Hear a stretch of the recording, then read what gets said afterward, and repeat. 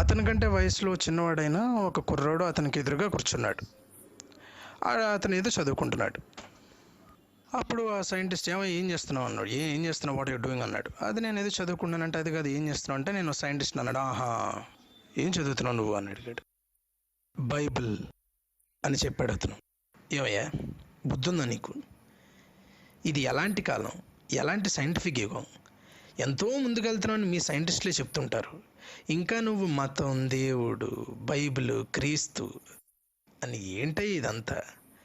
ఒక సైంటిస్ట్ అయిన నువ్వే ఇలా మాట్లాడుతుంటే ఇంకా దేశానికి, జనాలకి ఎలా ఉంటుందయ్యా అని అన్నాడు.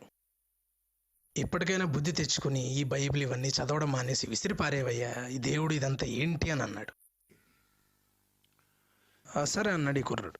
సరే, నేను ఖాళీగా ఉన్నాను, ఇదే నా కార్డు, నన్ను వచ్చి కలువు ఎప్పుడైనా, మాట్లాడుకుందాం ఇద్దరం అన్నాడు. సరే అన్నాడు. ఈ లోపు స్టేషన్ వచ్చింది. వెళ్ళిపోతూ, సరే నా గురించి చెప్పాను, మరి నీ గురించి చెప్పలేదా అన్నాడు. సరే, నా దగ్గర ఒక కార్డు కూడా ఉందని ఆ కార్డు ఇచ్చాడు ఆ కుర్రాడు. ఆ కార్డుని చూశాడు. అది Thomas Alva Edison.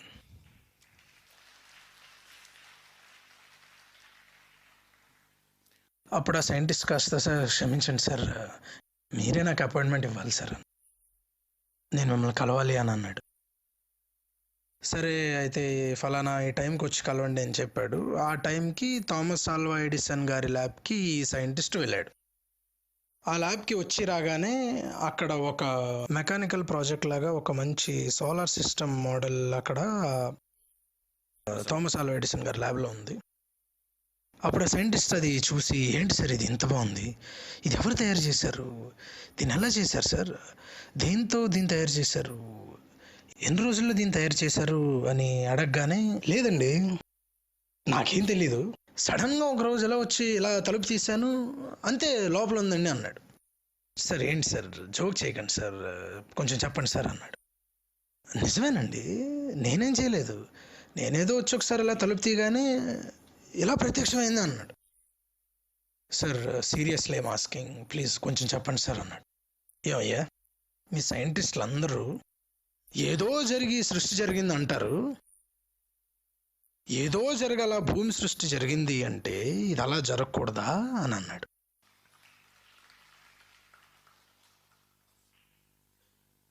Creation, where there is a creation there should be a creator. సృష్టి జరిగింది అంటే దాని సృష్టికర్త ఉంటాడు. Without a creator there is no creation. So దేవుడు ఉన్నాడు. అంతే, ఆ సైంటిస్ట్ సైలెంట్ అయిపోయాడు. ప్రతి ఇంట్లో కల్పన గారు అంటే తెలియని వాళ్ళు లేరు, అంతమంది అభిమానులు మీకున్నారు. కానీ +2 అయిన తర్వాత నా కాలేజ్ టైంలో when I was not keeping well, I had ulcer issue ఉండేదన్నమాట. ఐ యూస్ టు, అంటే లిటరల్గా I use to vomit blood. అట్లా ఉండే టైంకి కొంతమంది నా ఇంటికి తెలిసిన వాళ్ళు ప్రేయర్ చేయాలని వచ్చారు. మా ఇంట్లో ప్రేయర్ చేయకూడదు అలా ఏం ఇబ్బంది ఏం పెట్టలేదు. ఓకే, ప్రేయర్ కదా, ఓకే పాపం పిల్లలు ఉన్నారు, మంచి కోసమే మీరు వచ్చి చేసినా చేసుకోండి. కానీ that was the first encounter అని చెప్పొచ్చు. I don't know, I started crying when they were praying. అంటే నా నొప్పి వల్ల కానీ కష్టం వల్ల కానీ కాదు, but I started crying and కళ్ళు మూసుకుంటే ఏదో నా తల మీద ఎవరో ఒకరు చేయి పెట్టి అంటున్నట్టుగా ఒక చిన్న ఒక ఫీలింగ్ అనమాట. బట్ కపుల్ ఆఫ్ ఇయర్స్ నేను మళ్ళీ ఆ బుక్ చదివేటప్పుడు అప్పుడు చూశానమాట, ఋగ్వేదంలో ఉంది ప్రజాపతి అని, ఆయన్ని వుడెన్ స్లాబ్లో the priest they will kill him and his blood shed is what is going to bring the salvation to the entire human race. అరే ఎంటైర్ హ్యూమన్ రేస్ అంటే then it should be including Christians, Muslims, everybody కదా. Entire human race అని మన ఋగ్వేదంలో ఉంది ఎట్లా, అలా ఆలోచించి తర్వాత ఇంకా ఎవ్రీథింగ్ తెలియదు అనమాట. నా తాతగారు చేశారు, నా అమ్మమ్మ చేసింది, అందువల్ల నేను కూడా చేస్తానంటారు మా ఇంట్లో. సో అది చేసేటప్పుడు మా డాడీ దగ్గర అడుగుతా, పూనూలు వేసుకునేటప్పుడు జపిస్తారనమాట. డాడీ ఏం మంత్రం చెప్తున్నావు అని అంటారు. డాడీ ఏం చెప్తున్నావో దానికి అర్థం ఏంటి అట్లీస్ట్ నీకు తెలుసా చెప్పంటే మాట్లాడుతున్నావు. అయితే చిన్నప్పుడు నా లైఫ్ గోల్డెన్ లైఫ్ అండి, అసలు గోల్డ్ స్పూన్ అనమాట బాబు మోహన్ అంటే. మా ఇంట్లో బర్రెలు, పాలు, వ్యవసాయము, మా ఫాదర్ టీచరు, మా నాన్న, మా కుటుంబంలో 3-4 పాస్టర్స్. మేము 1000 క్యాండిల్ బల్బు వెలుగులో ఉండి సడన్ గా కరెంట్ ఆఫ్ అయిపోయింది అనుకోండి, ఏమైపోతుందంటే కట్టిక చీకటి. అవును. నా లైఫ్ అలా అయిపోయిందండి సడన్. ఉమ్. ఆకలి ఒకసారి బాగా ఏడుస్తున్నాను, నేను కడుపులో నొప్పి వస్తుంది. నేను మంచంలో పడుకొని పైకి చూస్తూ తిడుతున్నాను, ఉమ్. ఏమి చేసావు నువ్వు, ఉమ్. ఇందుకేనా పుట్టించావు. ఉమ్. మా అమ్మ నాకు బ్రేక్ఫాస్ట్ వెన్న పెట్టి పంపేది, మధ్య చల్లా చిలుకుతారు కదండి, అవును. అందులో వెన్న ఇలా చేతితో తీసి నాకు పెడితే అదే నా బ్రేక్ఫాస్ట్. అలాంటి నేను భోజనం పెట్టేవాళ్ళు లేక, మాకు రాక, మేము ఇక నానా అవస్థలు. మా పరిస్థితి చూసి ఈ పక్కింటి వాళ్ళు, ఆ పక్కింటి వాళ్ళు ఏమైనా పెడితే తినేవాళ్ళము. నాకు పెళ్ళి అవటం, అక్కడ నేను ట్రాన్స్ఫర్ ఇక్కడికి వచ్చిన తర్వాత ఫిల్మ్ యాక్టర్ అవటం, సరదాగా స్కూల్లో అప్పుడప్పుడు స్కూల్ డేలకు వాటికి నాటకాలు వేసేది. పెద్ద నేను ఏదో పరిషత్ నాటకాలు ఏమి ఆడలేదండి, కానీ సినిమా యాక్టర్ అవటం, సినిమా యాక్టర్ నుంచి పొలిటికల్ రావటం, 3 సార్లు ఎమ్మెల్యే అవటం, ఒక క్యాబినెట్ మంత్రి అవటం, ఇవన్నీ కలలాగానే ఉంటుందండి నాకు. నాకు కొద్దిగా కష్టం వచ్చినా నేను ఆ చిన్నప్పటి పాటలు పాడుకునేవాడిని. నడిపించు నానావా అనే పాట ఒకటి, యేసుతోటి విగాను పోదమ్మా, అది నా ఫేవరెట్ సాంగ్. వచ్చు వైరి గెలువను యుద్ధనాదం, ఇది నా సండే స్కూల్ పాట. అట్లనే నడిపించు నానావా నడి సంద్రమున దేవా నా జీవన, ఇట్లా పాడుకునేవాడిని అండి. ఏ కష్టం వచ్చినా, ఏ బాధ వచ్చినా కూడా ఈ పాట పాడుకొని నాకు నేనే తృప్తి పొందేవాడిని. కానీ అప్పటి నుండి ఇప్పటి వరకు, ఈ రోజు వరకు కూడా మార్నింగ్ లేవగానే బైబిల్ చదువుకొని ప్రేయర్ చేసుకొని, నేను షూటింగ్ లకు కూడా ఎర్లీ మార్నింగ్ 5 o'clock షూటింగ్ అంటే 4 o'clock లేచి బైబిల్ చదువుకొని ప్రేయర్ చేసుకొని నేను నా దినచర్య స్టార్ట్ అవుద్దండి. నేను మంత్రిగా ఉన్నా, ఎమ్మెల్యేగా ఉన్నా, రోజుకు 5-6 షూటింగ్లు చేసేంత బిజీగా ఉన్నా కూడా చిన్నప్పటి నుండి కూడా బైబిల్ చదవటం, ప్రేయర్ చేసుకోవటం, అది మాత్రం కంటిన్యూ అవుతూ ఇప్పటికి కూడా. నేనేమనుకుంటానంటే ఇదంతా కూడా యేసయ్యే నాకు చేశాడు తప్ప నాకు ఏ బ్యాక్గ్రౌండ్ లేదు. ఈ రోజు కూడా ఓన్లీ గాడ్, నన్ను నడిపించింది గాడ్, నన్ను ఇంతవరకు తెచ్చింది గాడ్, ఇవన్నీ కూడా యేసయ్యనే. దేవుని కుటుంబం లాగా ఉన్న మా ఇల్లు కటిక చీకటి అయిపోయిన తర్వాత నేను ఇక దేవుడికి దూరం అయ్యాను. అదే, నాకు కుటుంబం లేదు. నేను ఎక్కడో టీచర్స్ వాళ్ళ ఇళ్లలో వాళ్ళ పిల్లలతో పాటు తిని పడుకునేవాడిని. అలా అలా అలా అలా ఈ రోజున ఈ స్థాయిలో ఉండటానికి ఓన్లీ యేసయ్య నా ప్రేయర్. సంప్రదాయబద్ధమైన పద్ధతుల్లోనే వచ్చాను, కానీ కొన్ని మా బాబు హెల్త్ కండిషన్స్, మనకి ఒక వ్యాధి వచ్చిందంటేనే వైద్యుడు యొక్క విలువ తెలుస్తుంది. యేసయ్య పరమ వైద్యుడు. అంటే బాబుకి కొంత ఈ బ్లాక్ మ్యాజిక్స్, అది మా అత్తగారి సైడ్ వాళ్ళు ఈ ప్రాపర్టీస్ దీంట్లో, అంటే నేను తెలుగు అమ్మాయిగా ఉండటం, ఆయన కన్నడగా ఉండటం, సో అక్కడ కొన్ని అభ్యంతరాలు అయిన పరిస్థితులను బట్టి, అంటే నేను కూడా కనుక్కోలేకపోయాను వాటిని. సో మా బాబు చాలా తను సఫర్ అయ్యాడనమాట. అప్పుడు ఇంకా బాబు నాకు లేడు, నేను ఇంకా చాలా ఏడ్చేసేదాన్ని అనమాట. ఎవరు ఏది చెప్తే అది వెళ్ళిపోయి ఈ తాయితలు అంటే, నిమ్మకాయలు అంటే, ఇది చేయండి, ఈ అబ్బాయికి అన్నం తింటాడు, తినికి ఇట్లా ఇది తగ్గిపోతుందని ఎవరు ఏది చెప్తే అది చేసుకుంటా వెళ్ళిపోయేదాన్ని. అప్పుడు మా బాబు క్లాస్ టీచర్ నాకు క్రీస్తుని గురించి చెప్పటం, బాబుకి అంతా క్యూర్ అవుతుంది, మీ బాబుకి తీసుకురా అంటే, అన్నీ చేసాం, ఇది కూడా చేస్తే తప్పేంటి అని చెప్పని నేను వెళ్ళటం. సో ఆ నిమిత్తంతో నేను అక్కడ కూర్చున్నప్పుడు ఆ వర్డ్ ఆఫ్ గాడ్ నన్ను పట్టుకుందండి. Praise the Lord. Hallelujah. Hallelujah. Hallelujah. Thank you, thank you, thank you. Beautiful, beautiful. Nice, very nice. Jesus Christ. What a great God. What a miraculous God. అసలు ఆయన మానవ రూపం ఎత్తి మానవుడు పడే కష్టాల కంటే కొన్ని లక్షల కష్టాలు ఇక్కడ పడి ఆయన సిలువ వేస్తుంటే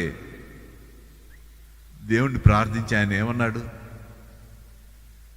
స్వామి వీళ్ళందరూ అమాయకులు, వాళ్ళు ఏం చేస్తున్నారో వాళ్ళకి తెలియదు, దయచేసి వీళ్ళందరినీ క్షమించు. మనమైతే అలా అనగలమా? That is Lord Jesus Christ.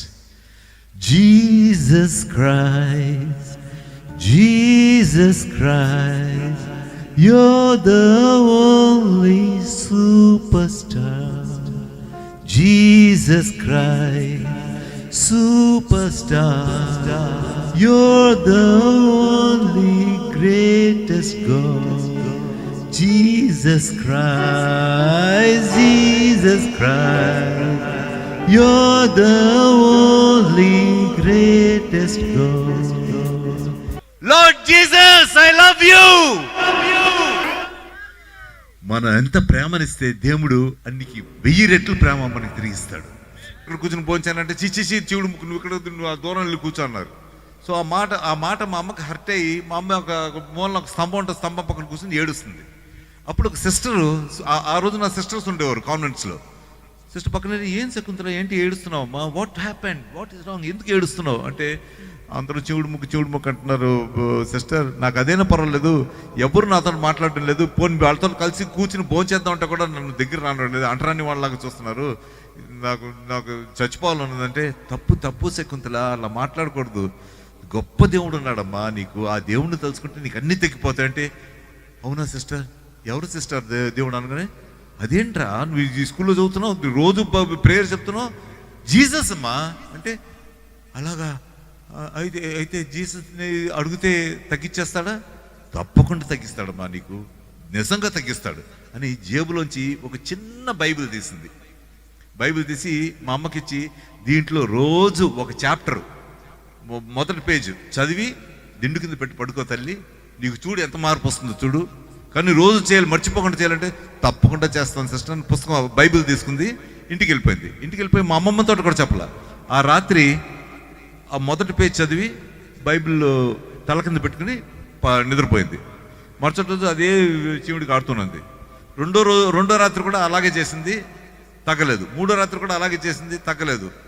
అయినా కూడా నాలుగో రాత్రి చదివేసి పడుకుని పొద్దున్నే లేసేటప్పటికి ఏదో ఊపిరి పీల్చుకోవడం చాలా తేలికైపోయింది. సడన్గా అనుకుంటే నీళ్లు ఆగిపోయినాయి. తను ఒక్కసారి స్టన్ అయిపోయి అద్దం దగ్గర పరిగెత్తుకుంటే చూసుకుంటే అసలు నీళ్లు చీవుడు రావడం మానేసింది. అప్పుడు అమ్మ అని మా అమ్మమ్మ దగ్గరికి వెళ్ళి, ఇది నీళ్ళు రావడం లేదు, చీవుడు ఆగిపోయింది అనగానే మా అమ్మమ్మ ఆశ్చర్యపోయింది. ఎందుకంటే అంతకుముందు చూడని డాక్టర్లు లేరు, అందరు డాక్టర్లని వెళ్ళి కలిసింది. డాక్టర్ అహోబల్లారావు గారు అని, అప్పుడు లండన్ నుంచి ఎఫ్ఆర్సిస్ రిటర్న్ అనమాట. ఆయన ఏమన్నాడంటే, ఇది చాలా రేర్ వ్యాధం, అది దీనికి మందులు లేవు, ఎవరు అసలు తగ్గే ఛాన్సే లేదు దీనికి అంచేత. అంటే మరి మా కూతురికి పెళ్ళంటే చేసుకుని ఇది ఎలా తగ్గిపోయిందంటే నాకు తెలియదమ్మా, కానీ మా సిస్టర్ ఒక పుస్తకం వచ్చింది అని పుస్తకం తీసుకొచ్చి, దీన్ని బైబిల్ అంటారమ్మా, దీంట్లో రోజు ఒక పేజ్ చదివి నా పడుకోమంది. అలా 3 రాత్రులు చేశాను, 4వ రోజున మా అయిపోయింది. అప్పుడు మా అమ్మని తీసుకుని అహోబల్లారావు గారి దగ్గరికి వెళ్ళింది. మా అమ్మాయికి ముక్కులోంచి నీళ్లు కారడం తగ్గిపోయింది, మీరు తగ్గదన్నారు కదా, దీనికి మందే లేదన్నారు కదా, తగ్గిపోయింది అని ఆయన స్టన్ అయిపోయాడు. కూర్చుని అన్ని చెకింగ్స్ చేశాడు, బ్లడ్ చెక్ చేశాడు, బీపీ చెక్ చేసి, ఎలా తగ్గిందమ్మా, ఏం తీసుకున్నావు, రాత్రి ఏం భోంచేసావు, ఏ మాత్రలు వేసుకున్నట్టు, ఏ మాత్రలు లేదండి, తను ఏదో ఒక పుస్తకం చదువుకుందని. అప్పుడు మా అమ్మ, డాక్టర్ గారు ఈ బైబిల్ రోజు చదివి 3 రాత్రులు చదివానండి, బైబిల్ చదివి తల దిండు కింద పెట్టి పడుకున్నా, 4వ రోజు మాయమైపోయింది అన్నాడు. ఏంటి నిజం చెప్తున్నాడు, దైవ సాక్షిగా అండి అంటే అనగానే అసలు ఆయన స్టన్ అయిపోయి, ఆయన మరుసటి రోజున డాక్టర్స్ అందరిని పిలిపించి, డాక్టర్స్ అందరూ కూర్చోబెట్టి పెద్ద కాన్ఫరెన్స్ చేశారన్న. ఏంటి ఇలాంటి వ్యాధి, దీనికి మందు అంటే, మందులు ఎక్కడ ప్రపంచంలో లేవంటే మరి ఈ శకుంతలకు వచ్చింది, ఇలా బైబిల్ పెట్టి తల దిండు కింద పెట్టి నిద్రపోయింది, 3 రాత్రులు పోయింది అనగానే వాళ్ళందరూ కూడా స్టన్ అయిపోయారు. నా మరుసటి రోజున ఈయన క్రిస్టియన్గా కన్వర్ట్ అయిపోయాడు, అహోబల్లారావు గారు. He was a Hindu. So I preach in love because that's what Jesus Christ said. Love your neighbor as yourself. Indulo matam anedi ledu. Jesus Christ never proclaimed to belong to any religion. దేవుడు మతాన్ని సృష్టించడానికి వస్తే ఇంకా నాకు అవసరం లేదు. మతం సృష్టించి, ఈ మత కలహాలు సృష్టించి, మతభేదాలు సృష్టించి దాని కొరకు మాత్రం ఆయన రాలేదు. He came to tell people what love is all about, what sacrifice is all about. And today, you believe it or not, చరిత్రలోని అంత త్యాగము చేసినది ఆయన ఒక్కడే. And that's what I love about him. So మీరు బేసికల్గా క్రైస్ట్ లైఫ్ అండ్ ఫిలాసఫీని మాత్రమే చెప్తున్నారు. Absolutely, that is what he says. If you love me, keep my commandments. నీవు నన్ను ప్రేమించిన ఎడల నా ఆజ్ఞలను గైకోను అంటున్నాడు. ఆయన ఆజ్ఞలు ఏమిటి? బైబిల్లో ఉన్న మాటలు. That's all he said, right? Believe in me because he said I am the way, I am the truth and I am the life. These are the three most important things. So we need the truth, we need the way, and we need the person who can grant us life. So and he said, I have come to give life and give it abundantly. నేను జీవమును, అధిక జీవమును ఇచ్చుటకు మాత్రమే వచ్చాను. జబర్దస్త్ రాజమౌళి, నేను జబర్దస్త్లో ఈటీవీలో వచ్చేటువంటి జబర్దస్త్లో చేస్తాను, అలాగే సినిమాలలో కూడా చేస్తున్నా. అలాంటి సింటమ్స్ లేకున్నా మామూలుగా దగ్గుతోటి స్టార్ట్ అయింది. మామూలుగా వస్తూ ఉంటే నేనేదో వేరే అక్కడెక్కడ తిరుగుతున్నాను, వాటర్ వల్ల ఈ ప్రాబ్లం వల్ల వస్తుంది కావచ్చు అనుకొని ఒక 2-3 రోజుల తర్వాత కొద్దిగా ఎక్కువ అయితే ఒక హాస్పిటల్కి వెళ్ళి, నేను మహబూబాద్లో మా నేటివ్ డాక్టర్ గారు అన్నారు కదా, సార్ మీ లంగ్స్కు ఊపిరితిత్తులకు నిమోనియా వచ్చింది, అది 5వ స్టేజ్లో ఉంది, 3rd 4th స్టేజ్కే చాలా సీరియస్ విషయం, మీరు 5వ స్టేజ్లో ఉంది కాబట్టి ఎట్టి పరిస్థితుల్లో ఈ మహబాద్ ఈ ప్రాంతాలలో ట్రీట్మెంట్ చేసుకుంటే మీకు కష్టం, బ్రతకరు, మీరు హైదరాబాద్కి వెళ్ళిపోండి అంటే, నాకు ఆ గ్లూకోజ్ బాటిల్ డాక్టర్ చెప్పిండు కానీ ఆ కంపౌండర్ పాపం మర్చిపోయాడు. 1 గంట అయింది, 2 అవుతుంది, అరే ఇంకా రాట్లేడైంది అబ్బాయి, 12:30 గంటలకు వచ్చి నాకు గ్లూకోజ్ బాటిల్ పెట్టడానికి ప్రయత్నం చేస్తాడు కదా, ఇంకా రాట్లేడని అనుకుంటే అబ్బాయి మర్చిపోయాడు, అసలు లేడు హాస్పిటల్లో. నేను నడవలేని స్థితిలో ఉన్నా, మా మిస్సెస్ పాపం ఆ రాత్రి వేళ బయటికి వెళ్ళని పరిస్థితిలో రూమ్లో ఉన్నాం. ఇక అప్పుడు నేను దేవునికి మొరబెట్టుకొని ఏడుస్తూ, దేవా మరి నాకు ఇంజెక్షన్ అయితే గ్లూకోజ్ బాటిల్ అయితే ఎక్కియలేదు, మరి నాకు రాత్రి విపరీతమైన దగ్గు వస్తూ ఉంటుంది, హార్ట్ పంచువాలిటీ కానీ ఈ లంగ్స్ సంబంధించిన పంచువాలిటీ కరెక్ట్ ఉంటుంది లేదు, ఎట్లా దేవా నువ్వే ఏమైనా చేయాలని నేను ఏడ్చుకుంటూ నిద్రలోకి వెళ్ళిపోతే తెల్లని వస్త్రాలతోటి దగదగ మెరుస్తూ నా పక్కన కూర్చున్నాడు, మోకాలు లేచి పాలయ రూపంలో వచ్చిన అయ్యగారు. ఎందుకంటే నీకేం కాదు, నేను వచ్చి ముట్టాను కాబట్టి నీకు స్వస్థత జరిగింది అని దేవుడు నాకు గొప్ప, అసలు నేను ఉలిక్కిపడి లేచి చూసా, అరే ఏంది ఈ స్థితి. మా భార్య నేను ఏడ్చుకుంటూ ప్రార్థన చేసినాం, డాక్టర్లు వచ్చి చూసిళ్ళు, రాజమౌళి నీకు ఆ గ్లూకోజ్ ఎక్కేయాలంటే లేదు సార్ అన్న. అరే మంచిగానే ఉన్నావు కదా, నీకేం కాకుండా, అయితే నీకు చాలా వరకు నయమైనట్టే అని అన్నాడు. అయితే పర్వతగిరి మళ్ళీ ప్లస్ రత్నరాజు గారు మా అయ్య గారు కూడా, అంటే నేను చర్చికి వెళ్తే అక్కడ జంగిలో నడ్ రోడ్ దగ్గర, వాళ్ళు ఫోన్ చేసి ఏమన్నారంటే, మాకు కూడా దర్శనంలో చూపించిండు దేవుడు, రాజమౌళి నీకు స్వస్థత జరిగింది, దేవుడు నిన్ను ముట్టిండు, నువ్వు ఆరోగ్యంగా ఉంటావు, నువ్వు ఏమీ భయపడకు అని అన్నాడు.